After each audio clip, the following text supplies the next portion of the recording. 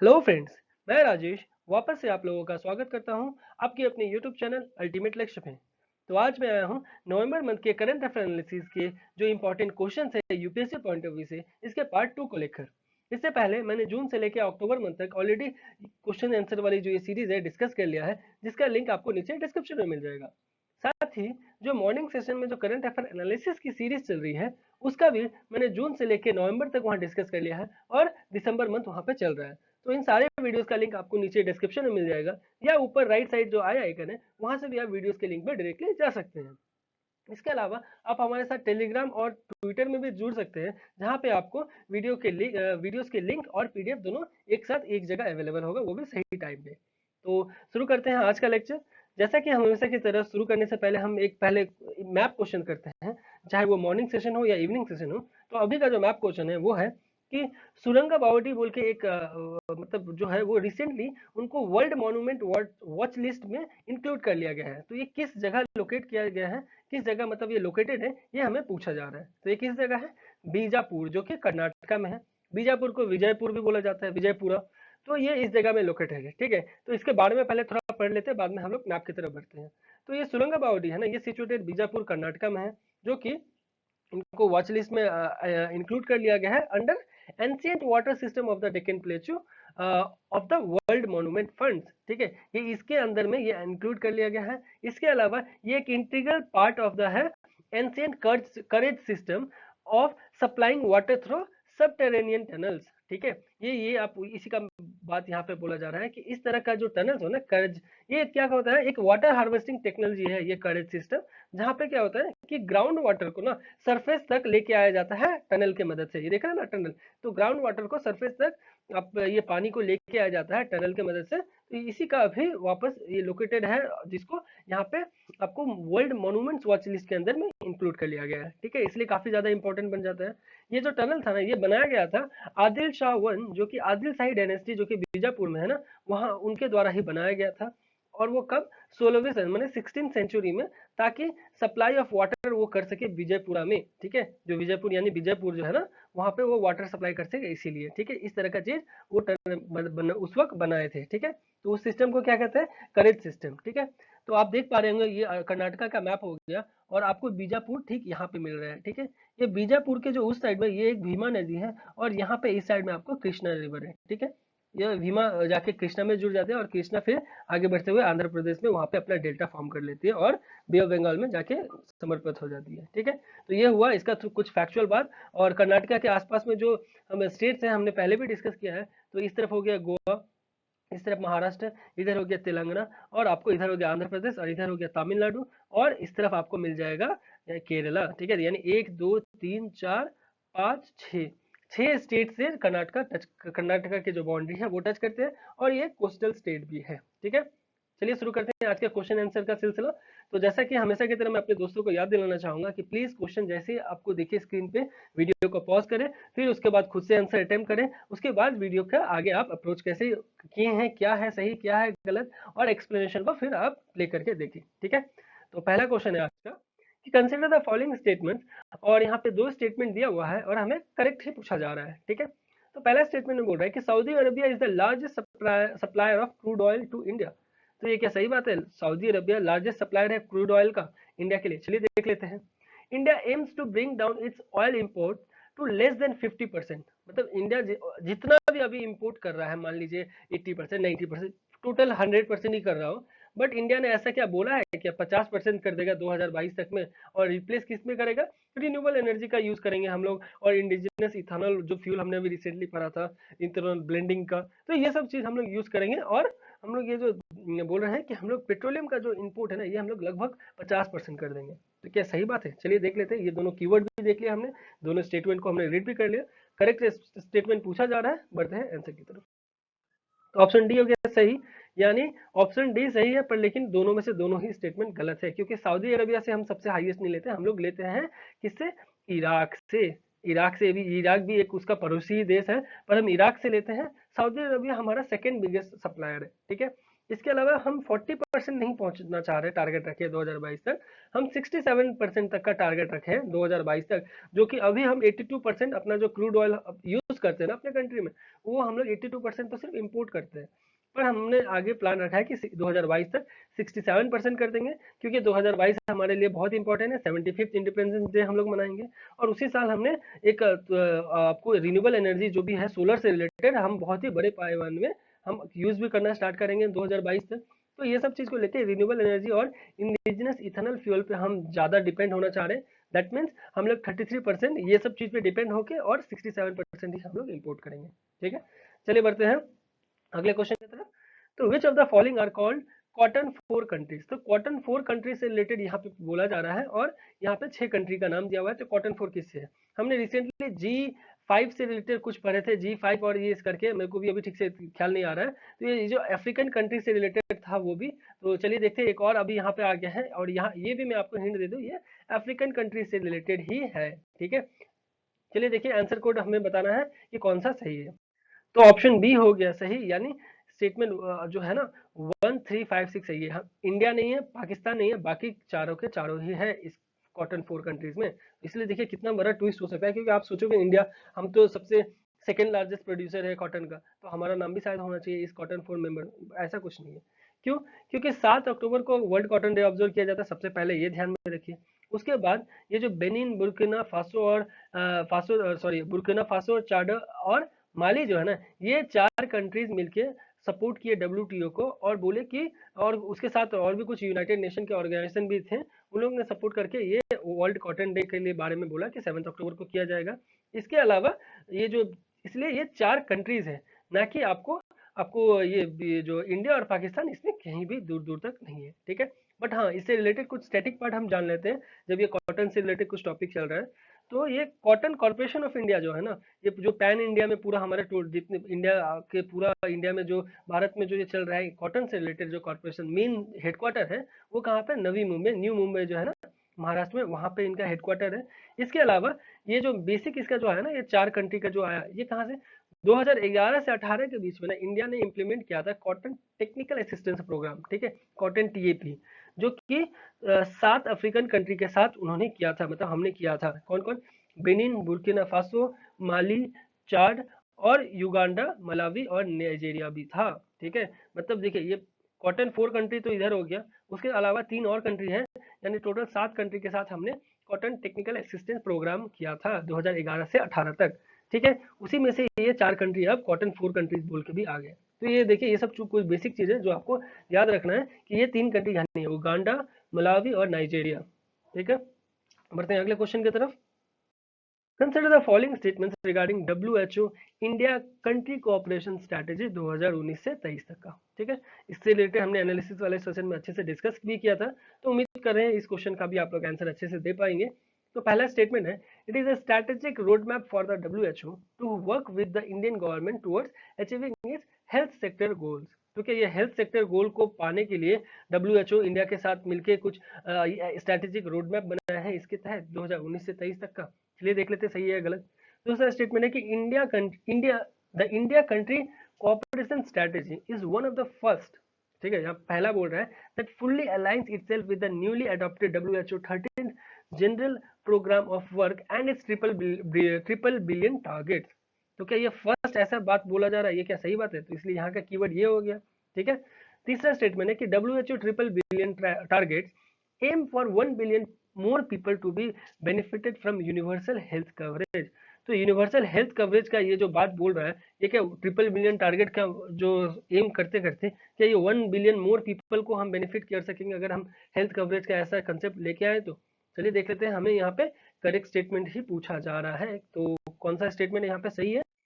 तो तीनों के तीनों ही स्टेटमेंट सही है। ठीक है, ये वर्ल्ड बिलियन वाला, मतलब ट्रिपल बिलियन वाला, उसके अलावा ये 13 जनरल प्रोग्राम हुआ है, इसके अलावा ये डब्ल्यूएचओ क्या इंडियन गवर्नमेंट के साथ कुछ स्ट्रैटेजिक रोड मैप बना है हेल्थ सेक्टर गोल से रिलेटेड। तो ये सब तीनों के तीनों ही सही है। ठीक है, उसके अलावा ये जो आपको मैं जो बोला गया है ना यहाँ पे 1 बिलियन, मतलब डब्ल्यूएचओ का जो ट्रिपल बिलियन का टारगेट था ना अगले 5 साल के लिए, वो क्या क्या कैसे है? तो 1 billion people to be benefited with universal health coverage, जो कि हमें अभी स्टेटमेंट में बोला गया था, तो हाँ ये सही था। इसीलिए दूसरा बोल रहा है कि 1 billion more people to be protected from health emergency. तो 1 बिलियन और ज्यादा बोल रहा है, जितना भी जिनको भी अभी हेल्थ इमरजेंसी से रिलेटेड प्रॉब्लम है उनको प्रोटेक्ट किया जा रहा है, और ज्यादा 1 बिलियन पीपल ऐड करना पड़ेगा इस मतलब ये रोड मैप के तहत। उसके अलावा 1 billion more people to be covered with better health and wellbeing. ठीक है, तो जितने भी अभी तक है ना, मान लीजिए यहाँ पे अभी 4 बिलियन लोग सारे ये हेल्थ से रिलेटेड कवर्ड है, तो 1-1 बिलियन अभी और एक्स्ट्रा करना पड़ेगा ये सारे सेक्टर में, ऐसा WHO के द्वारा रोड मैप दिया गया है। ठीक है, अगला क्वेश्चन है, consider the following statements regarding elephant endotheliotropic herpes virus. ठीक है, तो ये मैं थोड़ा प्रोनाउंसिएशन ठीक से शायद नहीं कर पाया, प्लीज आप लोग गूगल कर लीजिएगा। तो ये EEHB जो है ना, इससे रिलेटेड आपको 3 स्टेटमेंट दिया हुआ है और आपको करेक्ट ही पूछा जा रहा है। ठीक है, तो पहला स्टेटमेंट में बोल रहा है कि EEHB is a type of herpes virus. ये जो वो यहाँ पे था ना हर्प्स वायरस, तो ये हर्प्स वायरस ही बोल रहा है कि double is a type of herpes virus that can क्या करेगा, highly fatal hemorrhagic disease in young Asian elephant. तो क्या सही बात है कि यंग एशियन एलिफेंट्स में करता है कि ओल्ड एशियन एलिफेंट्स में करता है, या ये एलिफेंट में करता ही नहीं है। ठीक है, ये हो गया यहाँ का कीवर्ड। ठीक है, दूसरा स्टेटमेंट है कि recently for the second time, recently second time देखा गया है कि virus has claim the lives of elephant in an Indian जू। तो एक इंडियन जू में एलिफेंट का लाइफ को ये खत्म कर दिया है, ये दूसरी बार ऐसा देखा गया है। तो ये हो गया यहाँ का कीवर्ड। ठीक है, तीसरा स्टेटमेंट है कि when EEHB is triggered the symptoms are hardly visible. अगर EEHB ट्रिगर होता है, मतलब अगर अफेक्ट कर देता है किसी बॉडी में, तो क्या होता है, सिम्टम्स ना ठीक से नहीं दिखता है, ठीक से मतलब हार्डली विजिबल है, दिखता नहीं है अच्छे से। तो क्या हार्डली विजिबल सही है, क्या वो इजिली विजिबल होता है? चलिए देख लेते हैं, करेक्ट स्टेटमेंट हमें पूछा जा रहा है, तो ऑप्शन बी हो गया सही, यानी स्टेटमेंट 1 और 3 सही है। हाँ, ये हार्डली विजिबल है, क्यों? क्योंकि जब इस तरह का जब ये EEHB अफेक्ट करता है ना किसी एलिफेंट में, तो वो इंटरनल ब्लीडिंग होने लगता है उनकी बॉडी में, जिसके वजह से वो मर जाते हैं। ठीक है, इंटरनल ब्लीडिंग तो आपको नहीं दिखेगा ना कि बॉडी में कहाँ पे इंटरनल ब्लीडिंग हो रहा है। और उसके साथ पहला स्टेटमेंट भी सही है कि हाँ, ये यंग एशियन एलिफेंट है ना, उनके ऊपर ज्यादा हावी होते हैं, जो कि 6 साल से 10 साल की उम्र के हों उन एलिफेंट में। ठीक है, इसके अलावा ये जो बोला जा रहा है कि ये सेकेंड टाइम जो हुआ ना, ये गलत है, क्योंकि ये पहला बार ऐसा हुआ है कि for the first reported cases of EEHB जो कि जू में देखा गया। कौन से जू में?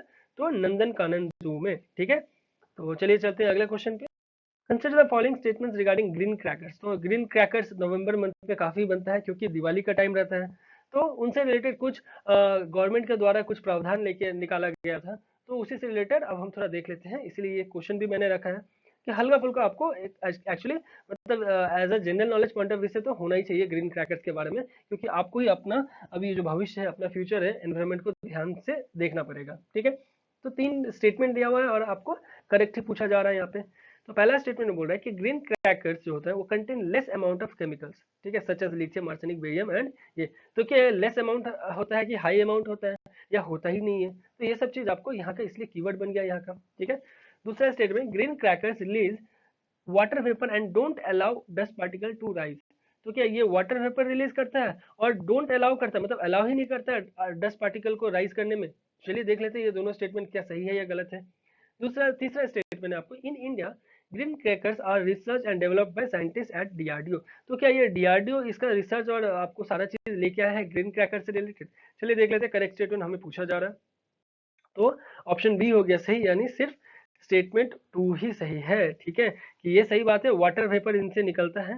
ठीक है, ये ग्रीन क्रैकर जब ब्रश करते हैं ना, तो वाटर वेपर होता है ना, वो निकलता है, और जो भी उनसे डस्ट पार्टिकल निकलते हैं ना, वो उनको हवा में उड़ने नहीं देते हैं, क्योंकि वाटर वेपर ना हेवी रहता है, वो क्या होता है, वो नीचे मतलब जो भी गर्म जो होता है वो चीज क्या होता है, धीरे धीरे राइज करने लगता है, और जो डस्ट पार्टिकल होता है ना, वो उनको वो उड़ने नहीं देते, वो नीचे ही स्टेबल हो जाते हैं। ठीक है, इसके अलावा पहला स्टेटमेंट गलत हो गया कि ये लेस अमाउंट तो है ही नहीं, ना ही हाई अमाउंट है। ये सारे बहुत ही डेंजरस आपको केमिकल्स है, ये तो होते ही नहीं है, लिथियम, आर्सेनिक, बेरियम, ये सब तो होते ही नहीं है, तो इसलिए ये पहला स्टेटमेंट गलत हो गया। ठीक है, तीसरा स्टेटमेंट भी गलत है, क्योंकि DRDO के द्वारा नहीं है, ये CSIR NEERI के द्वारा ये बनाया गया है। ठीक है, और इन्हीं के डायरेक्शन पे कोर्ट ने भी इनको ही डायरेक्शन दिया कि आप ही इसका रिस्पॉन्सिबिलिटी लेंगे, यहाँ के साइंटिस्ट को दिया है, तो CSIR यहाँ के रिस्पॉन्सिबल है, ना कि DRDO। और वैसे भी DRDO तो डिफेंस रिसर्च है ना, तो ये क्रैकर्स में कब से काम करने लगे वो। ठीक है, बढ़ते हैं अगले क्वेश्चन की तरफ, जो कि है consider the following statements regarding C40। ये C40 सिटी से रिलेटेड हमने बहुत ही अच्छे से डिस्कस किया था एनालिसिस वाले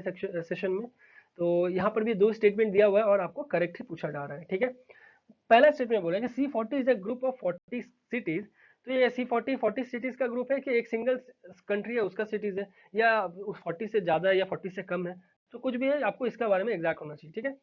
सिटीज अराउंड द वर्ल्ड, ये अराउंड द वर्ल्ड है या किसी एक पर्टिकुलर कंटिनेंट का बात बोल रहा है, ठीक है।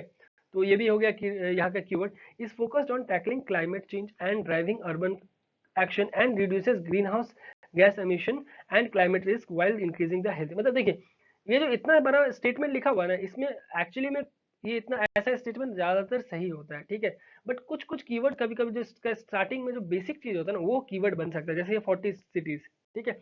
या C40 का है तो 40 ही होगा कि कुछ और भी हो सकता है, इसलिए यहाँ पे ये कीवर्ड बन गया। ये वर्ल्ड लेवल पे होता है कि पर्टिकुलर किसी कंटिनेंट पे होता है, बट बाकी जो है ना वो एक तरह से एक्सप्लेन कर रहा है। ये चीज तो होगा ही, आपको रिड्यूस ही करेगा ना ग्रीन हाउस गैस एमिशन, वरना ये इस तरह का इनिशिएटिव या इस तरह का प्रोग्राम कर रहे हैं क्यों रहे हैं, ऐसा ही कुछ करने के लिए ना, ठीक है। दूसरा स्टेटमेंट में बोल रहा है कि इंडिया से न्यू दिल्ली और मुंबई है जो कि इस लिस्ट में मतलब ये जो C40 के सिटीज के जो मेंबर्स हैं, ये ही दो सिटी सिर्फ है, तो ओनली जो बोल दिया है ना, ये यहाँ का कीवर्ड बन गया, ठीक है। चलिए देखते हैं करेक्ट स्टेटमेंट हमें पूछा जा रहा है। तो ऑप्शन डी हो गया सही, यानी दोनों के दोनों फिर से गलत है, क्योंकि ये ये C40 है नहीं, ये 40 नहीं है, ये 94 सिटीज का ग्रुप है। सबसे पहला बात, ये C40 इसलिए कंफ्यूज होने के लिए आपको रहेगा, इसलिए मैं और गौर करके आपको बार बार बताया, ताकि अभी आप भले आपके लिए मैं ये हिंट देने के बाद आपके लिए इजी हो गया होगा, बट अब एग्जाम में आप चाह के भी भूल नहीं पाएंगे, ठीक है। उसके अलावा इंडिया से सिर्फ दिल्ली और मुंबई नहीं है, यहाँ पे आपको बेंगलुरु, चेन्नई, जयपुर, कोलकाता भी है साथ में, जो कि इस C40 का मेंबर है, ठीक है। टोटल कितना 94 है, और ये अराउंड द वर्ल्ड का मेंबर सिटीज है, ठीक है। चलिए बाकी सारे जो भी चीज़ है वो तो मैंने बोल दिया, ये सही बात बोल रहा है। तो एनालिसिस वाले सेशन में भी हमने अच्छे से डिस्कस कर ही लिया था, इसलिए मैं ज़्यादा और डीप नहीं जा रहा हूँ। जस्ट इंपॉर्टेंट जो चीज़ आपको कीवर्ड लेना है वो मैं आपको बस बता दे रहा हूँ, ताकि आप वो सब चीज़ अपने दिमाग में चिपका के रखें, ठीक है। अगला क्वेश्चन है, consider the following statements regarding regulation of foreign funding. तो फॉरेन फंडिंग से रिलेटेड आपको 3 स्टेटमेंट दिया हुआ है, और आपको करेक्ट ही पूछा जा रहा है यहाँ पे, ठीक है। तो क्या बोल रहा है यहाँ पे कि foreign contribution regulation act 2010 and rules framed under it regulate the receipt and usages of foreign contribution by NGO यानी non governmental organization in India. तो ये क्या सही बात है कि ये जो एफसी है, जितने भी एनजीओ है, उनके जो भी रिसिप्ट ले रहे हैं वो ना, कोई भी हमारे कंट्री में नॉन गवर्नमेंटल ऑर्गेनाइजेशन एनजीओ है, वो अगर फॉरेन किसी कंपनी से या फॉरेन से अगर वो कंट्रीब्यूशन अगर ले रहे हैं, तो उनको अपना जो भी है एक रेगुलेशन को मेंटेन करना होगा। तो ये एफसीआरए जो है ये वही है क्या, चलिए देख लेते हैं। RBI is a regulator of foreign funding in India. तो क्या आरबीआई ही इसका रेगुलेटर है, या सेबी है, या नाबार्ड है, या कोई और बॉडी है, ठीक है। तीसरा स्टेटमेंट है, person such as candidate for election, जजेस, journalist can not accept foreign funding as per FCRA 2010। तो क्या ये जो बात बोल रहा है कि इलेक्शन मतलब कैंडिडेट फॉर इलेक्शन, जो भी इलेक्शन में खड़े हो रहे हैं, या जजेस या जर्नलिस्ट, ये लोग क्या करेंगे, ये लोग फॉरेन से कहीं कोई भी पैसा वो लोग एक्सेप्ट नहीं कर सकते, ये एफसीआरए में लिखा हुआ है। क्या ये सही बात है कि ये गलत बात है कि नहीं, जर्नलिस्ट तो एक्सेप्ट कर ही सकते हैं, ऐसा क्यों लिखा हुआ है, तो ऐसा कुछ बात है, चलिए देखते हैं। ये कैन नॉट वर्ड यहाँ का कीवर्ड इसलिए है, ठीक है। तो ऑप्शन सी हो गया सही, यानी हाँ ये कैन नॉट सही बात है। ये जजेस, जर्नलिस्ट, इलेक्शन में कैंडिडेट जो खड़े हो रहे हैं वो लोग फॉरेन से कोई भी कंट्रीब्यूशन एक्सेप्ट नहीं कर सकते। उसके अलावा पहला स्टेटमेंट भी सही है, पर दूसरा स्टेटमेंट गलत है, क्योंकि आरबीआई नहीं है, या कौन है, यहाँ पे होम मिनिस्ट्री रहेंगे एज अ मेन इंटरव्यू, क्योंकि ये क्या है, एक इंटरनल सिक्योरिटी लेजिस्लेशन से रिलेटेड है, तो इसलिए इसमें होम मिनिस्ट्री होंगे, ना कि आरबीआई, ठीक है। तो इसलिए आपको सेकंड स्टेटमेंट गलत है। अगला क्वेश्चन है, consider the following statement regarding green climate fund. ये जीसीएफ से रिलेटेड काफी इंपॉर्टेंट बॉडी है, ध्यान दीजिएगा। तो इनसे रिलेटेड आपको 3 स्टेटमेंट फिर से दिया हुआ है, और करेक्ट ही पूछा जा रहा है। चलिए देखते हैं ये 3 स्टेटमेंट इनसे जुड़ा हुआ क्या चीज है। तो पहला बोला जा रहा है कि ग्रीन क्लाइमेट फंड है ना, जिनको सेटअप किया गया था क्योटो प्रोटोकॉल के अंदर में, तो channel funding from developed countries to developing countries to allow them to mitigate climate change. तो क्या ये सही बात है, चलिए देख लेते हैं। दूसरा स्टेटमेंट है कि the funds investment can be in the form of grants, loans, equity और गारंटीज। तो क्या ये इन सारे फॉर्म में हो सकता है, चलिए देख लेते हैं, या सिर्फ कैश में होता है, देख लेते हैं। मतलब कैश मतलब सिर्फ लोन के तौर पे दिया जाता है, ग्रांट नहीं होता है, तो ये सब चीज यहाँ पे हो जाता है कीवर्ड, ठीक है। अगला स्टेटमेंट है, when the Paris agreement was reached in 2015 the green climate fund was given an important role in serving the agreement and supporting the goal of keeping climate change well below 2 degrees celsius। तो देखिए ये काफी बड़ा statement है, और वो explain कर रहा है ग्रीन क्लाइमेट फंड के बारे में। तो बस ये 2015 को अगर थोड़ा ध्यान में आप रख लेना तो बाकी ऐसे स्टेटमेंट जो है ये सही होते हैं। ठीक है, चलिए देखते हैं करेक्ट स्टेटमेंट हमें पूछा जा रहा है। तो ऑप्शन बी हो गया सही, यानी स्टेटमेंट 2 और 3 सही है। ये तो सही है, 2015 वाला बात भी सही है, बट स्टेटमेंट 1 गलत है, क्योंकि ये क्योटो प्रोटोकॉल वगैरह ये सबसे नहीं है। ये जो है ना ग्रीन क्लाइमेट फंड, ये टोटल 195 कंट्रीज के द्वारा बनाया गया है, जो कि United nation framework convention on climate change UNFCCC के मेंबर्स हैं, और वो 2010 में बनाया गया था। ठीक है, और ये क्या करते हैं, कन्वेंशनल फाइनेंशियल मैकेनिज्म पे काम करते हैं, जो भी डेवलपिंग कंट्रीज के लिए, ठीक है, जिनको जरूरतमंद है, जो कि लीस्ट डेवलप्ड कंट्री है या स्मॉल आइलैंड डेवलपिंग कंट्रीज है या अफ्रीकन स्टेट्स है, इनके लिए करते हैं, ना कि वो सारे डेवलपिंग कंट्रीज के लिए करते हैं और डेवलप्ड कंट्रीज से वो फंडिंग लेते हैं, ऐसा कुछ बात नहीं है। ठीक है, बढ़ते अगले क्वेश्चन की तरफ। गोमोसा, a ubiquitous white cotton towel woven with images of endangered turtles to spread the message of conservation belongs to which state। ठीक है, तो ये बोला कि किस स्टेट से ये बिलोंग करता है, ये गोमोसा। ठीक है, ये गोमोसा किस स्टेट से बिलोंग करता है, चलिए देख लेते हैं। ये चारों के चारों ही कंफ्यूजिंग है, स्पेशली आपको कंफ्यूज होंगे ये दोनों स्टेट में, क्योंकि ये उसी साइड से रिलेटेड है। या आंध्र प्रदेश साइड में तो बिल्कुल नहीं है, ये तो आप कैंसिल आउट इजीली कर सकते हैं, बट ये दोनों ज्यादा होगा, ये हल्का आप सोच सकते हैं। ठीक है, तो आप शायद अंदाजा, अभी आपको अंदाजा लगेगा कि आंसर कौन सा सही होगा। तो ऑप्शन ए सही है, यानी असम। तो activist are banking on the gamosa woven with images of endangered turtles, मतलब इंडेंजर्ड टर्टल्स है ना, वो एक टाइप का व्हाइट कलर का गमछा होता है, जिनमें वो रेड कलर का वो डिजाइन बनाते हैं। ठीक है, और बहुत ही ब्यूटीफुल, बहुत ही अच्छे और सॉफ्ट कॉटन के गमछे होते हैं।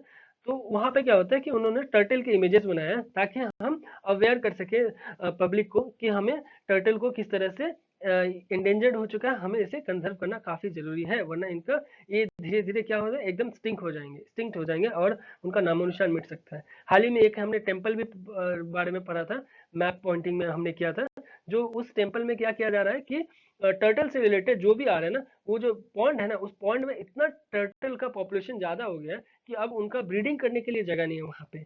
तो इसलिए वो न्यूज में बना था, क्योंकि कुछ ज्यादा ही मतलब कंजर्वेशन कर दिया गया था, और टेम्पल के नाम से टर्टल को कंजर्व किया जा रहा था, तो इसलिए बोल के बहुत भारी मात्रा में वहां पे कंजर्वेशन किया जा सका था। ठीक है, बढ़ते हैं अगले क्वेश्चन की तरफ, जो कि consider the following statements regarding E assessment scheme. ये ई असेसमेंट स्कीम से रिलेटेड आपको दो स्टेटमेंट दिया हुआ है और करेक्ट पूछा जा रहा है। मैं आपको याद दिला दूं कि ये टॉपिक को भी हमने बहुत ही अच्छे से एनालिसिस वाले सीरीज में इसे किया था। तो अभी का जो पहला स्टेटमेंट है, it aims to facilitate faceless assessment of income tax. तो क्या फेसलेस असेसमेंट इनकम टैक्स का कराता है, और return through completely electronic communication. तो कंप्लीटली जो बोल रहा है यहाँ पे, या पार्शियली होता है। तो ये दो हो गया यहाँ का कीवर्ड पहले स्टेटमेंट का। दूसरा स्टेटमेंट है, national e assessment centre NEAC, जो हेड किया जाता है फाइनेंस मिनिस्टर के द्वारा, has been set up to look after the work of e assessment scheme. तो ये इनकम टैक्स से रिलेटेड ही है, तो शायद हो सकता है ये फाइनेंस मिनिस्टर से रिलेटेड हो। तो क्या ये सही बात है या गलत है, आपको बताना है, क्योंकि यहाँ पे करेक्ट पूछा जा रहा है। ठीक है, तो ऑप्शन ए हो गया सही, यानी पहला स्टेटमेंट तो सही है कि ये फेसलेस ही है, और ये कंप्लीटली इलेक्ट्रॉनिक कम्युनिकेशन के माध्यम से ये इनकम टैक्स रिटर्न भी होगा। बट ये दूसरा गलत है, क्योंकि फाइनेंस मिनिस्टर यहाँ पे गलत है। ये किसके द्वारा किया जाएगा, कि हेड किया जा रहा है principal chief commissioner of income tax, इनके द्वारा, और ये कहाँ पे, न्यू दिल्ली में। ठीक है, तो इसलिए आपको सेकंड स्टेटमेंट आपको गलत है, फाइनेंस मिनिस्टर बिल्कुल नहीं है, ये इनकम टैक्स का इसमें कोई भी वो हेड करने नहीं आ रहे। ठीक है, अगला क्वेश्चन है, consider the following statements regarding Indian Ocean conference. तो इंडियन ओशन कॉन्फ्रेंस से रिलेटेड आपको तीन स्टेटमेंट दिया हुआ है, और हमें करेक्ट ही यहाँ पे पूछा जा रहा है। ठीक है, पहला स्टेटमेंट में बोल रहा है कि Indian Ocean conference has been initiated by Indian Ocean Rim Association. तो ये IORA के बारे में भी हमने हाल ही में पढ़ा था, तो उम्मीद कर रहे हैं कि आपको इसका आंसर अच्छे से पता होगा। ठीक है, ये सही है या गलत है, तो कीवर्ड हो गया यहाँ का IORA। ठीक है, दूसरा स्टेटमेंट है कि it is an annual conference that aims to bring together heads of the states, governments, ministers, thought leaders, scholars, diplomats, bureaucrats, practitioners from across the region on a single platform। तो ये single platform में इतने सारे body एक साथ आते हैं और उसके बाद फिर ये कॉन्फ्रेंस करते हैं। चलिए देख लेते हैं। तीसरा स्टेटमेंट है कि fishing in the Indian ocean now account for almost 50% of the world total. तो क्या इंडियन ओशियन में जो फिशिंग किया जाता है, फिशिंग का बिजनेस या फिशिंग का कुछ बोलिए, तो वो क्या लगभग 50% है पूरे वर्ल्ड का। चलिए देख लेते हैं, करेक्ट स्टेटमेंट पूछा जा रहा है। तो ऑप्शन बी हो गया सही, यानी सिर्फ स्टेटमेंट 2 ही सही है, ये जो इतना लंबा एक्सप्लेनेशन किया है ना ये स्टेटमेंट को, ऐसे स्टेटमेंट मैंने पहले भी बोला कि ये सही होता है क्योंकि ये एक्सप्लेनेटरी आपको स्टेटमेंट मिलेगा जो आपको क्वेश्चन में दिया हुआ है, ठीक है। बट स्टेटमेंट 1 गलत है, क्यों? क्योंकि जो कॉन्फ्रेंस है ना ये इनिशिएट किया गया था इंडिया फाउंडेशन का, वो भी किस कौन कौन पार्टनर के साथ, सिंगापुर, श्रीलंका और बांग्लादेश के साथ, ठीक है। तो इसलिए ये इंडियन ओशियन कॉन्फ्रेंस ये IORA के द्वारा नहीं है, ये इंडिया फाउंडेशन का द्वारा है, और उनके साथ 3 कंट्री और भी हैं जो कि सिंगापुर, श्रीलंका और बांग्लादेश, जो कि पड़ोसी देश है, ठीक है। सिंगापुर पूरा एग्जैक्ट पड़ोसी देश नहीं है, बट ये आसियान कंट्रीज का मेंबर है। ये हमारे साथ इनका काफी ज्यादा रिलेशन है, क्योंकि हमारे बहुत सारे इंडियंस वहाँ पे एटलीस्ट सबसे ज्यादा अगर कोई है माइग्रेट होकर गए हैं तमिलनाडु स्टेट से, तो वो सिंगापुर में ही वहाँ पे एज अ वहाँ से रेमिटेंस वो भेजते हैं, ठीक है। तो इसलिए पहला स्टेटमेंट गलत है। दूसरा जो स्टेटमेंट तो सही है, पर तीसरा गलत है, क्योंकि 50% नहीं है भाई। इतना ज्यादा अगर इंडियन ओशन से हो सका तो सोचे पैसिफिक और ये सब क्या मछली नहीं है क्या? वहाँ पे बिजनेस करने वाला कोई नहीं है मछलियों का? तो ये गलत बात है। ये हम लोग हैं जो इंडियन ओशन से सिर्फ 15% होता है, ठीक है। यहाँ 50% कहाँ और 15% कहाँ, आप सोचिए, अंदाजा लगाइए। हाँ, ये बात है कि 40% ऑफ वर्ल्ड का जो ऑफशोर ऑयल प्रोडक्शन है ना, वो इंडियन ओशन से होता है, ठीक है, लगभग 40% का। तो ये एक आपके लिए इंपॉर्टेंट बात है। बढ़ते हैं अगले क्वेश्चन की तरफ, जो कि है consider the following statement about global cool coalition, ठीक है। कूल कोalition से रिलेटेड, GCC से रिलेटेड आपको 3 स्टेटमेंट दिया हुआ है। यहाँ ध्यान दीजिएगा, इनकरेक्ट यहाँ पे पूछा जा रहा है, ठीक है। तो पहला स्टेटमेंट है, the cool coalition aims to accelerate action on the transition to clean and efficient cooling, ठीक है। तो ये क्या सही बात है कि ये जो एक्सेलरेट करेगा इस तरह के एक्शन को कि ट्रांसिशन टू क्लीन और एफिशिएंट कूलिंग में हम बढ़ सके? चलिए देख लेते हैं। दूसरा स्टेटमेंट है कि it was launched at Katowice climate change conference. तो ये कैटोवाइज क्लाइमेट चेंज कॉन्फ्रेंस में हुआ था या किसी और में हुआ था, इसलिए यहाँ का कीवर्ड हो गया ये। तो इसलिए आपको ये सब टॉपिक है ना, देखिए बहुत अननोन टॉपिक है। आपको इसके बारे में जो इसके बेसिक चीज है ना, आपको स्पेशली जो ये लॉन्च कहाँ हुआ था और कि क्या क्या बॉडी इससे जुड़े हुए हैं, तो ये सब तो बिल्कुल आपको मतलब पता होना चाहिए। ऐसे ऐसे अननोन बहुत ही यूनिक जो भी आपको ये कॉन्फ्रेंसेस है, ताकि ये सबसे ये क्वेश्चन बहुत ही उठते हैं, ठीक है। तीसरा स्टेटमेंट बोल रहा है कि द जो कूल कॉलिशन है ये लेड किया जा रहा है यूएन एनवायरनमेंट केस अलोन। ये अलोन क्या मैंने बोला, ये सब कीवर्ड होता है, ठीक है। तो अलोन हो गया यहाँ का कीवर्ड, ठीक है। मैं इसको हटा दिया थोड़ा आपको अच्छे से क्लियर हो जाए। तो ये अलोन हो गया यहाँ का कीवर्ड, क्योंकि यूनाइटेड नेशन एनवायरनमेंट लिखा, चलो ठीक है, अलोन क्यों लिख दिया? कुछ बोलना चाह रहा है, बस आपको कान खोल के थोड़ा सुनने की जरूरत है, ठीक है। यहाँ पे इनकरेक्ट स्टेटमेंट पूछा जा रहा है, चलिए देखते हैं क्या आंसर। तो ऑप्शन सी सही है, यानी स्टेटमेंट 2 और 3 दोनों ही गलत है। ये अलोन तो सबसे पहले मैंने बोला कुछ बोलना चाह रहा है, बस आप थोड़ा कान खोल के सुनिए। तो उसी तरह से ये यूएन एनवायरनमेंट का अलोन नहीं है, ये इनके साथ कौन कौन है? Climate and clean air coalition है, किगाली कूलिंग एफिशिएंसी प्रोग्राम है, और sustainable energy for all, AC for all, ये भी है। तो अलोन क्यों लिख दिया भाई? ये तो गलत कर दिया ना इसी जगह में। वो अगर अलोन नहीं लिखा रहता ना, तो लेड बाय यूएन एनवायरनमेंट रहता तो सही हो सकता था, क्योंकि अलोन या ओनली नहीं दिया हुआ है, ठीक है। दूसरा स्टेटमेंट भी गलत है, क्यों? क्योंकि ये जो फर्स्ट ग्लोबल कॉन्फ्रेंस सिनर्जी है ना, जो कि कब हुआ था कि 2030 एजेंडा को लेके पेरिस एग्रीमेंट को ये करते हुए, ये कहाँ पे इस तरह से जो ये बोला जा रहा है ना कि कैटोवाइज क्लाइमेट चेंज कॉन्फ्रेंस के तहत ये किया गया था, मतलब लॉन्च एट ये बोला जाए, ये यहाँ पे इसलिए गलत है। क्यों? क्योंकि ये जो कोल्यूशन है स्पेशली जो किया गया था first global conference on synergies between 2030 agenda and Paris agreement, the cool coalition aims to inspire ambition and accelerate action on the transition to clean and efficient cooling। तो मतलब ये मैं थोड़ा एक्सप्लेन कर दिया, मतलब इसको रीड आउट कर दिया, बट ये है सिंपली एक ही इसी स्टेटमेंट को अच्छे से एक्सप्लेन कर रहा था, ठीक है, और कुछ इसमें था नहीं। बट ये जो बात बोला ना कि कैटोवाइज क्लाइमेट चेंज कॉन्फ्रेंस, ये यहाँ इसलिए गलत हो गया क्योंकि ये कहाँ पे किगाली एग्रीमेंट और पेरिस एग्रीमेंट से रिलेटेड है, ना कि ये आपको जो वहां पे बोल दिया कि कैटोवाइज, ये यहाँ पे गलत बात है, ठीक है। बढ़ते हैं अगले क्वेश्चन की तरफ। तो consider the following statements regarding inter parliamentary union, IPU। तो IPU से रिलेटेड आपको फिर से 3 स्टेटमेंट दिया हुआ है यहाँ, और आपको करेक्ट पूछा जा रहा है, ठीक है। तो आपको पहला स्टेटमेंट जो है यहाँ पे, inter parliamentary union is the UN organisation consisting of national parliament. तो ये क्या यूएन ऑर्गेनाइजेशन का मतलब ये यूएन ऑर्गेनाइजेशन के जो भी है, ये उनके साथ ही बन के होता है। यूनाइटेड नेशन के जो भी ऑर्गेनाइजेशन है, उन्हीं का ये नेशनल पार्लियामेंट्स को मिला के ये इंटर पार्लियामेंट्री यूनियन बन है। तो चलिए देखते हैं सही है या गलत। IPU facilitates parliamentary diplomacy and empowers parliaments and parliamentarians to promote peace, democracy and sustainable development around the world। तो क्या ये सही बात है? देखिए ऐसा चीज क्या हो रहा है, ये लंबा स्टेटमेंट है और ये एक्सप्लेन कर रहा है, तो ये देखिए आईपीयू को ही एकदम अच्छे से एक्सप्लेन कर रहा है, तो ऐसा चीज क्या होता है, मैक्सिमम सही होते हैं। ठीक है।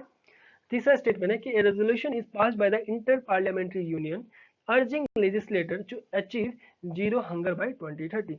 तो क्या अचीव करने बोल रहा है जीरो हंगर बाय 2030, तो ये हो गया यहाँ का कीवर्ड। ठीक है। तो करेक्ट स्टेटमेंट हमें पूछा जा रहा है, चलिए देखते हैं आंसर क्या है।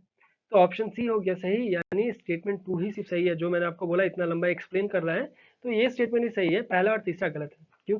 क्योंकि आईपीयू ना एक ग्लोबल ऑर्गेनाइजेशन है, ये ऐसा नहीं है कि ये यूनाइटेड नेशन का ऑर्गेनाइजेशन है, ये एक ग्लोबल ऑर्गेनाइजेशन है जो कि नेशनल पार्लियामेंट का है। ठीक है।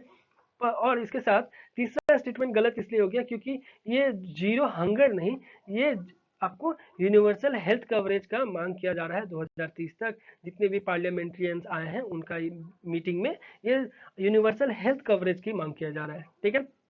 इसलिए 1 और 3 स्टेटमेंट गलत है। बढ़ते हैं अगले क्वेश्चन की तरफ। Consider the following statements regarding lotus HR programme. ये लोटस एचआर प्रोग्राम है क्या? चलिए देख लेते हैं क्या है। इनसे रिलेटेड भी आपको 3 स्टेटमेंट दिया हुआ है और हमें करेक्ट स्टेटमेंट ही पूछा जा रहा है। ठीक है।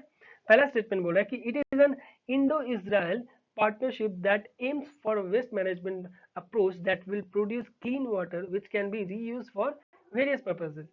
तो देखिए, या तो आप इंडिया इजराइल जो है ये कीवर्ड हो गया, या नहीं तो ये वेस्ट वाटर मैनेजमेंट से रिलेटेड अगर सही है या गलत। अगर अगला स्टेटमेंट में भी वाटर से रिलेटेड नहीं आता है तब हम इसको ये कीवर्ड ले सकते हैं, पर अगर वाटर से रिलेटेड वापस से रिपीट हो रहा है ना, तो हम इसको कीवर्ड नहीं ले सकते। तब यानी ये इतना श्योर हो जाइए कि वाटर से रिलेटेड ही एक ये स्टेटमेंट है, ये प्रोग्राम है वाटर मैनेजमेंट से रिलेटेड ही है। ठीक है। अगर आपने लोटस एचआर प्रोग्राम के बारे में पहले नहीं पढ़ा है तो उस सिचुएशन के लिए मैं आपको बता रहा हूँ कि कैसे करके आप कैंसिल आउट के लिए प्रोसीड कर सकते हैं। ठीक है। दूसरा स्टेटमेंट बोला कि the second phase of Lotus HR program will now treat 10,000 litres per day of sewage water in Barapullah drain.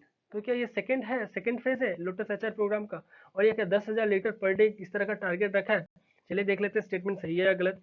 तीसरा स्टेटमेंट है कि it is supported by the department of biotechnology ministry of science and technology. मतलब ये जो है ये क्या ministry of science and technology के अंदर ये प्रोग्राम को लाया जा रहा है। चलिए देख लेते हैं करेक्ट स्टेटमेंट हमें पूछा जा रहा है। तो ऑप्शन सी हो गया सही, यानी हाँ ये एसएनटी के अंदर भी है, और इसके अलावा ये सेकेंड फेज ही है। ठीक है। ये सेकेंड फेज ही है जो लाया गया है, और बट ये पहला गलत है, ये इंडो इजराइल नहीं है, ये हम नेदरलैंड यानी डच के कंपनी के साथ मिलके ये हम इस तरह का वाटर शेयरिंग का जो मैनेजमेंट है ना ये हम कर रहे हैं। ठीक है। इसके अलावा जो फर्स्ट फेज हुआ था ना लोटस एचआर प्रोजेक्ट का, वो जुलाई 2017 में हुआ था, वो भी सेम इंडो डच के पार्टनरशिप में ही हुआ था। ठीक है। अभी हम 2019 में किए हैं सेकेंड फेज। ठीक है। 1 साल बाद, मैंने 2 साल बाद। ठीक है। बढ़ते हैं अगले क्वेश्चन पे। Consider the following statements regarding Eurasian economic union. तो यूरेशियन इकोनॉमिक यूनियन से रिलेटेड आपको 3 स्टेटमेंट फिर से यहाँ दिया है और करेक्ट ही पूछा जा रहा है। ये टॉपिक भी हमने रिसेंटली डिस्कस किया था, तो चलिए देखते हैं आज क्या होता है।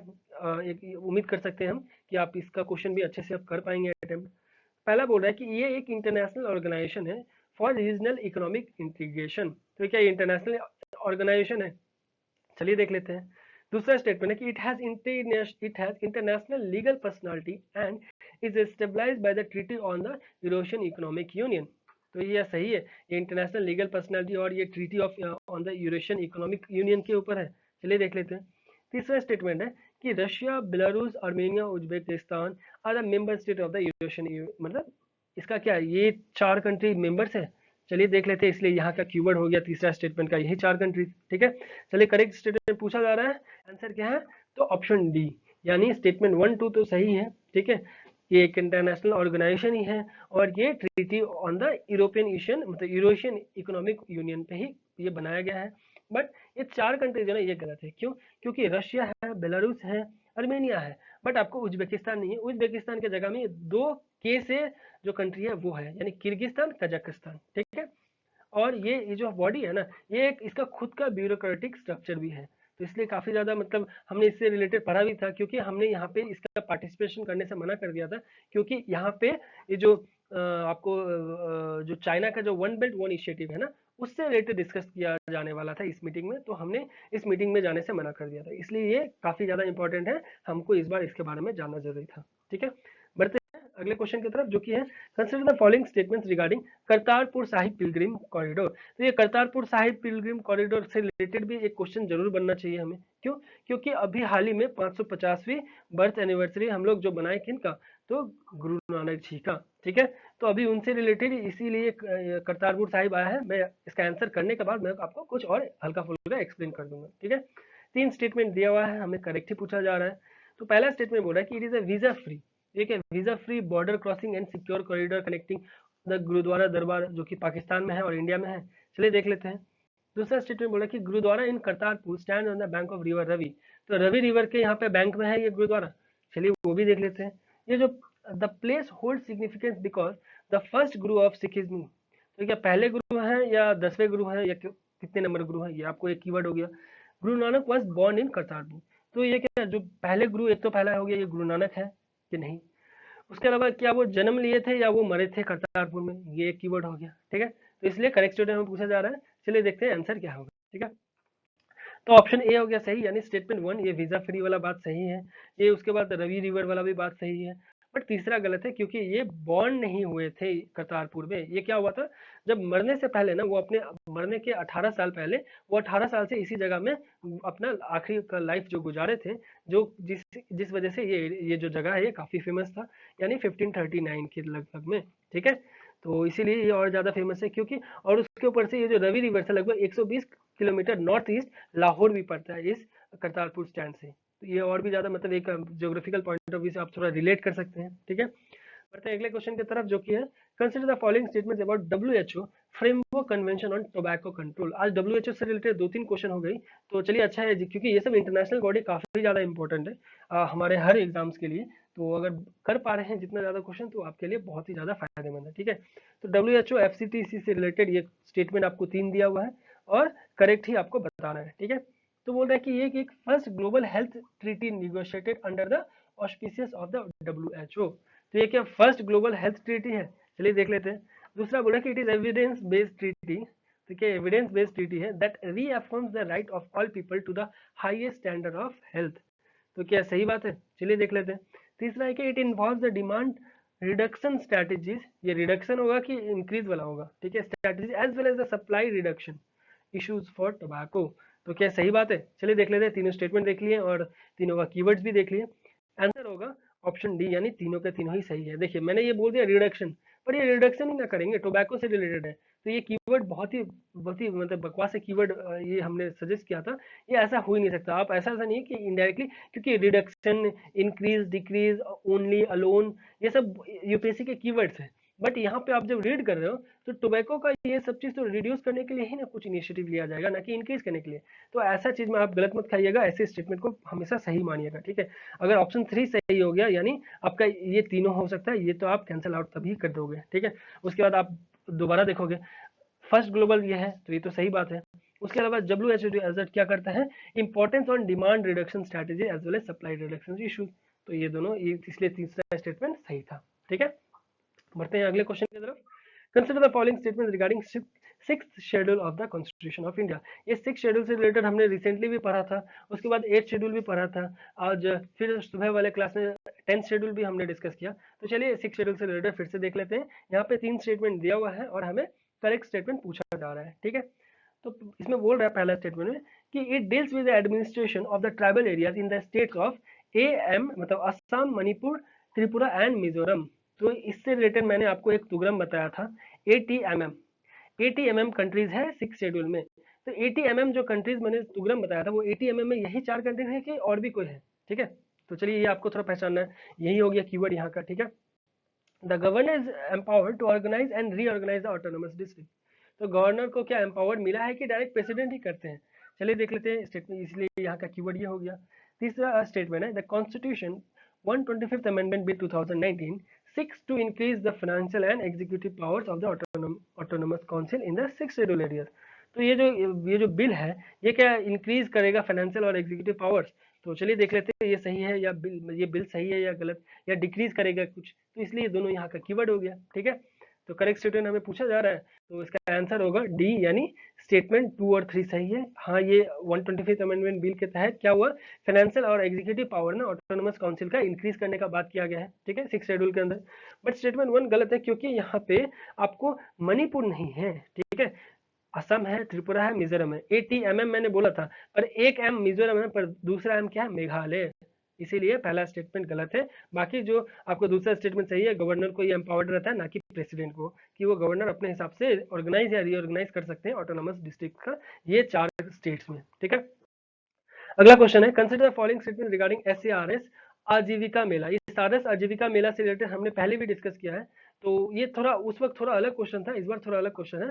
चलिए देखते हैं कितना आप कर पाते हैं, क्योंकि ये जो टॉपिक है काफी ज्यादा आपके मतलब हर एग्जामिनेशन के पॉइंट ऑफ व्यू से काफी ज्यादा इंपॉर्टेंट है। पढ़ते हैं, उसके बाद मैं आपको बताता हूँ कि और ज्यादा क्यों इंपॉर्टेंट है, ठीक है। पहला स्टेटमेंट ने बोला कि ये जो मेला है is initiative by DAY NRLM, ठीक है, NRLM, ये इनके द्वारा क्या इनिशिएटिव किया गया है, दीनदयाल अंत्योदय योजना नेशनल रूरल लाइवलीहुड मिशन के द्वारा। चलिए देख लेते हैं, इसलिए यहाँ का कीवर्ड ये हो गया, ठीक है। दूसरा स्टेटमेंट है, the objective is to bring the rural women.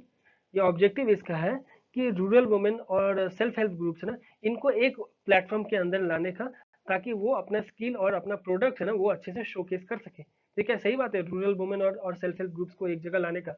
चलिए देख लेते हैं। जो मेला ये ऑर्गेनाइज किया गया है council of advance of people's action और रूरल टेक्नोलॉजी के द्वारा, यानी CAPART के द्वारा। तो यहाँ का ये कीवर्ड हो गया तीसरा वाला का, ठीक है। तो हमें करेक्ट स्टेटमेंट पूछा जा रहा है, चलिए देखते हैं इसका आंसर क्या होगा, ठीक है।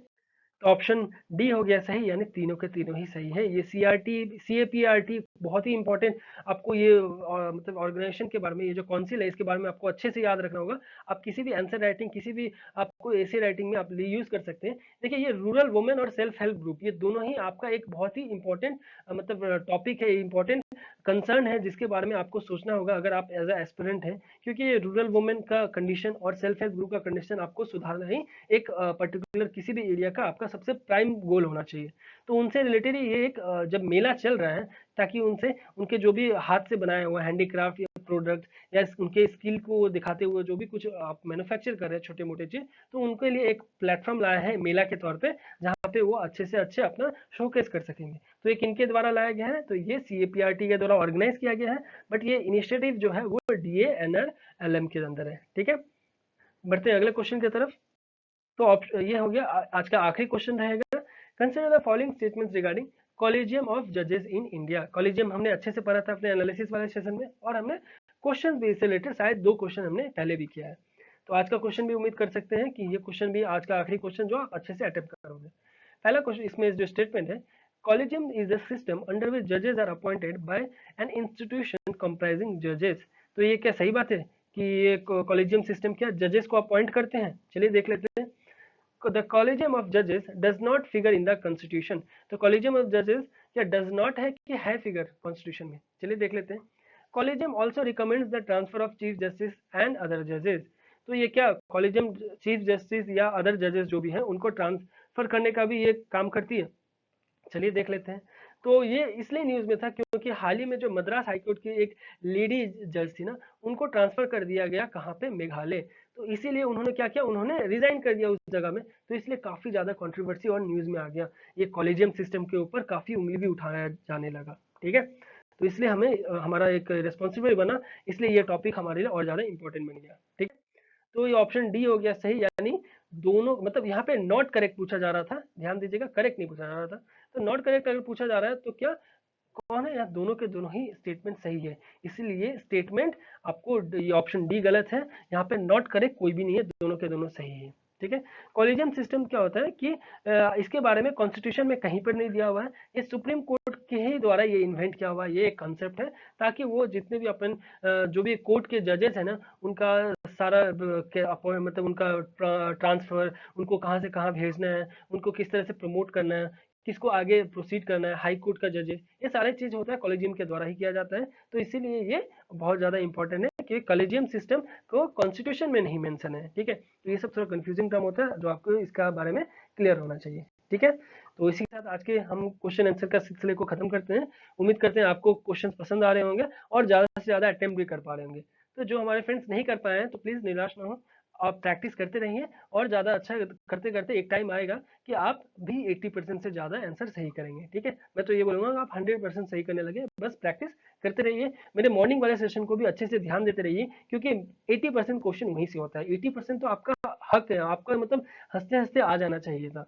ठीक है, तो इसलिए प्लीज़ जो भी हमारे फ्रेंड्स कम आ रहे हैं मार्क्स, तो प्लीज़ अपना रिविजन मल्टीपल टाइम्स करिए। आपको कहीं ना कहीं लैग हो रहा है और अपनी गलतियों को अच्छे से पहचानिए। ठीक है, थैंक यू, धन्यवाद, जय हिंद।